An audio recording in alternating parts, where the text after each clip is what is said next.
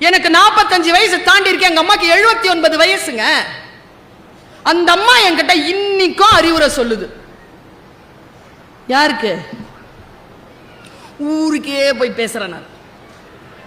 என்ன சொல்றாங்க தெரியுமா? ஒரு நாள் சொல்றாங்க, ரொம்ப வெளிப்படையா சொல்றேன், என் உறவுகள் தானே நீங்கள், என் ஒரு அக்கா தங்கச்சி கிட்ட பேசுற மாதிரி, அண்ணன் தம்பி கிட்ட பேசுற மாதிரி, பெருந்தகப்பன்மார்கள் இடத்துல பேசுற மாதிரி சொல்றேன். எங்க அம்மா சொன்னாங்க, என்ன லிப்ஸ்டிக்லாம் வச்சுட்டு எங்க போயிட்ட?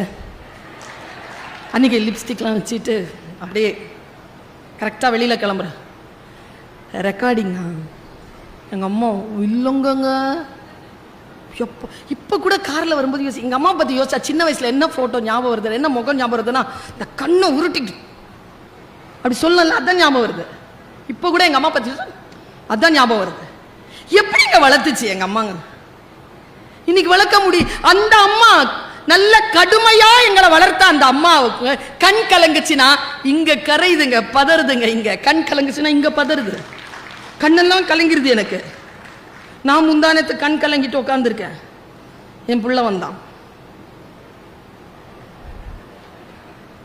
What happen? காலைல நல்லா தான் இருந்த. What happen? நான் எங்க தெரியுமா, எங்க அம்மாட்ட போய்லாம் எங்க அம்மா கலங்கி உட்காந்த வாட் ஹேப்பன்லாம் கேட்க மாட்டேன். அப்படியே கலங்கி போய் பக்கத்தில் உட்காருவேன். பல நேரங்களில் பக்கத்தில் கூட உட்கார மாட்டேன், தூரமா நிற்பேன். அந்த சோகத்தை கூட டிஸ்டர்ப் பண்ண மாட்டேனா. அவங்க தெளிவானதுக்கு பிறகுதான் கூட போய் என்ன வேணும்னு கேட்பேனே தவிர பயமா இருக்குங்க கிட்ட போறதுக்கு. அம்மாங்க, அதனால் தான் இவ்வளவு பெரிய ஆளுமையாக என்னால் வளர முடிந்தது.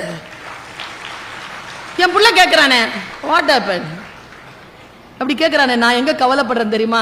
அவனாவது என்கிட்ட வாட் ஹேப்பன் நல்லா தானே இருந்த, ஏன் அழுவுறன்னு கேட்கறான். அவன் புள்ள அவன்கிட்ட என்ன கேட்கும்? எங்கிருந்து தொடங்குவது? நான் பெரிய விஷயங்களை சொல்லி தருகிறேனே. என் அம்மா சொல்லி தருகிறா, லிப்ஸ்டிக்லாம் வச்சுட்டு எங்க போற? ரெக்கார்டிங். நல்லா தான் இருக்கிற, சரி போ. ஒன்னு ஞாபகம் வச்சுக்கோ. எப்படி சொன்னாங்க தெரியுமாங்க? கார்ல இருந்து நிலம் நகர்ந்துருச்சுங்க. அந்த சொற்கள் இன்றைய தாய்மார்களிடத்தில் இல்லையே. என் தாய் கிட்ட இருக்கே, என் வாயில என் பிள்ளைக்கு வரமாட்டேங்குது. எங்க அம்மா சொல்றாங்க, கேமரா முன்னால இருக்கணும்னா எவ்வளவு அழகா வச்சுக்கிறோம்ல மூஞ்சிய. எங்க ப்ரொஃபைல்ல இருக்கிற மாதிரி ரொம்ப அழகும் கிடையாது, நாம ஆதார் கார்டுல இருக்கிற அளவுக்கு மோசமும் கிடையாது. எவ்வளவு அழகான போட்டோ வச்சிருக்கிறோம். நம்மள அழகா வச்சுக்கணும் அப்படிங்கறதுல எவ்வளவு முனைப்பு. எங்க அம்மா சொன்னாங்க, இந்த கேமரா முன்னால வரணும் அப்படின்ன உடனே எவ்வளவு அலங்காரம் பண்ணிக்கிற சுல்தானா. அம்மா சொல்ற ஒரு விஷயத்தை கேட்கறியா? சொல்லுங்கம்மா. உன்னை பர்மனண்டா ஒரு கேமரா பார்த்துக்கிட்டே இருக்கு, அது முன்னால் அழகா இரு. கடவுள் அது உன்னை பார்த்துக்கிட்டே இருக்கு, 24 hours பார்த்துக்கிட்டு இருக்கு. ஒரு வினாடி கூட உன்னை பார்க்கறது அது நிறுத்தல, அப்படியே பார்த்துக்கிட்டு இருக்கு.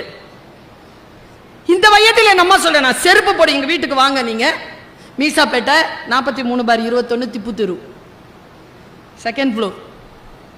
செருப்பு போடுற இடத்துல எங்க அம்மா ஒரு நிலக்கண்ணாடி வச்சிருக்கோம்.